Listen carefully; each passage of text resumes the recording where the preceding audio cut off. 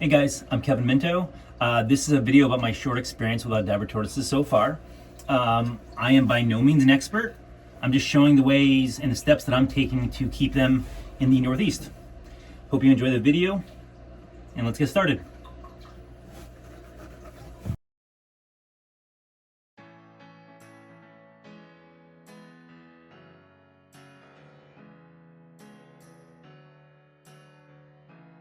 So 3 years ago, I got to meet Mickey the tortoise, who belongs to my buddy Chris Leone from Garden State Tortoise. I instantly fell in love, as did my daughter, as you can see from these photos. Giant tortoises to her were instantly called Mickey tortoises. I was 35 at this point and planned to get one when I turned 40, instead of getting a sports car for my midlife crisis.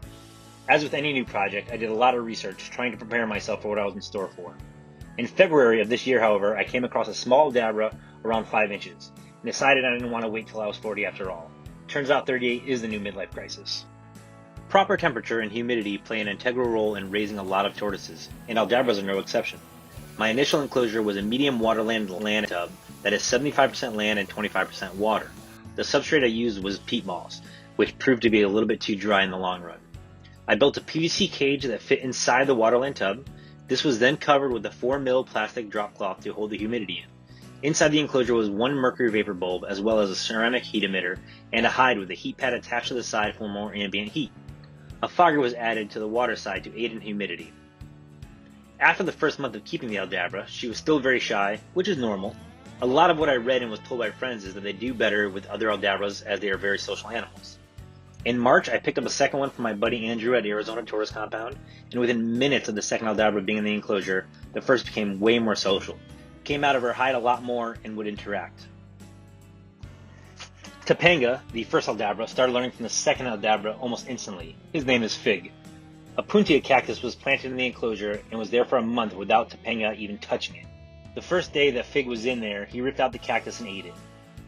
Topanga followed in his footsteps right away and started shredding cactus every single time I put it in. I really wanted to socialize the tortoises after seeing people interact with their Aldabras, scratching their head and neck and shell. Being very shy when young makes this tough, so I spent 15 to 20 minutes daily trying to get them used to me, hand feeding cactus, and being extremely patient until they took their first bite. Spraying the enclosure down daily, I would also spray the tortoises in an attempt to rub their heads and shells. Topanga took to it faster than I thought. Fig still will not let me scratch his head or shell without trying to run away. Aldabras are some of, if not the longest lived animals in the world, so I have plenty of time to get Fig, to like me. While the tortoises are still relatively small, I was able to make an enriching enclosure outside without taking up a large portion of my yard. I chose a 16 by 3.5 foot area in my backyard that is in the corner of a fence that have 2 walls already made. While hiking with my children, I found 2 very large quartz rocks and thought they would be a great addition to the enclosure. They were easily over 100 pounds each. I made 2 trips out with my children's wagon to get them and scratched on my wife's trunk pretty bad getting them home. The rocks were placed about a quarter way through their enclosure so that they would be forced to climb over it to get to their water section. I transplanted grass from a different area of my yard to fill in about 3/4 of the enclosure. I planted dandelion as well as purple dead nettle to give them additional grazing options. The last bit was a sandy beach leading to their water soaking area and a large flat stone that they would climb up on to bask. A solar-powered pump fed the water through a weird tree stump I found. I dug out the inside of the stump and put a plastic planted pot inside. This was then filled with activated carbon, filter media, and then clay balls to aid in filtration and provide a bed for some young mangrove trees to grow. This proved useless, however, as the Aldabras would climb up and eat the trees. The opposite end of the enclosure had a small cold frame greenhouse box that was filled with hay for them to burrow in at night and get out of the weather if they wanted to in the summer. A misting system was attached around the enclosure so I could just turn up the hose and it would spray for 5 to 10 minutes multiple times per day to increase the humidity and cool them down. We do have predators that come into my yard, namely raccoons, so the enclosure had to be secure. I was able to procure heavy-duty metal wiring that was used on a fence in someone's backyard that they replaced. This was wrapped around 3 PVC frames to fit the enclosure. A small center section that went around the hibiscus tree and then 2 end pieces that sat on top of it. The perimeter was then fitted with an extremely simple locking mechanism to ensure that the raccoons could not lift the lids. They were kept outside from mid-June till mid-September. Living in Connecticut with them is tough as 66% of the year they will be inside.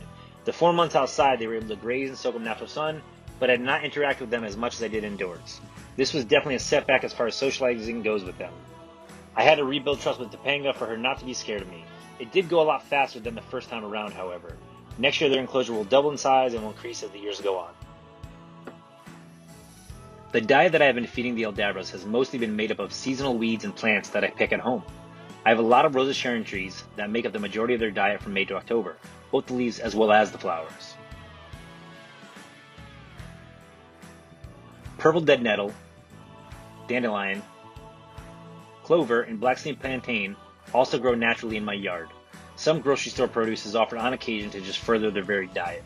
I was fortunate enough and created a deal with a local grocery store to get their cold produce to feed my animals. This mostly consisted of fruit, which went to different species, but some greens were offered to the Aldabras. Their diet is supplemented with Missouri low-starch tortoise diet every other week. Either orchard grass, hay, or Timothy hay pellets are always available in the enclosure for them to eat when they want, in lieu of being able to graze naturally outside. My friend Carol gave me a large kiddie pool by the brand Step 2. I decided to use this for the enclosure this year as it had a much larger footprint.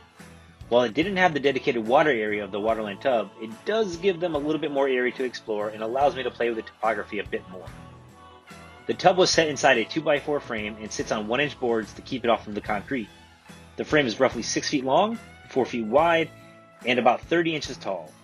This would still allow me to get into the enclosure to adjust things or clean while being small enough for me to better regulate the temperature and humidity. This enclosure was then wrapped in the same 4mm plastic around all sides and top. I used expanding spray foam to seal all areas around the bottom of the frame from the inside to give it a better seal as well. The same hide from the previous enclosure is being used, but they are much larger now and can climb onto it easier, so I'll be making a much larger hide soon that would allow them both easier access to get in and out of. The water basin is a large drain pan from Home Depot that is roughly 2 feet across. Hooks were hung from the cross beams to hang lights and ceramic heat emitters as well as hanging plants in the future. One ceramic heat emitter sits partly over the water to aid in humidity, while another and a mercury vapor bulb adorn the other side of the enclosure to be their main heat sources. A security camera is set up inside the enclosure so I can see what is going on in there at any given point and records continuously for 3 days so I can go back and ensure that each animal is eating enough and to make sure there's no aggression going on. The enclosure was planted with orchard grass as well as various edible weeds and lettuces. Within the first week of them being in the enclosure, however, there was no plants left. I have abandoned growing plants in the substrate altogether and just provide food daily to them. Weekly, I hang food from the crossbeams so they get additional enrichment and have to work different muscle sets. Chris Leone recently put out a great video referencing this and giving more details. I highly recommend checking that out. I'll put a link below for you. Once a month, I take weights and measurements of the tortoises and log them in the digital Colonian log created by theTurtleRoom.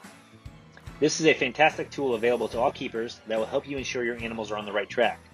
As you can see, since I've had these tortoises, they have more than tripled in weight and have been having steady and smooth growth. Hopefully this video gives you some insight into the steps that I've taken in the Northeast to provide these animals with the best possible life I can. I will have to move eventually to further provide for them, but I'm thoroughly enjoying watching them grow.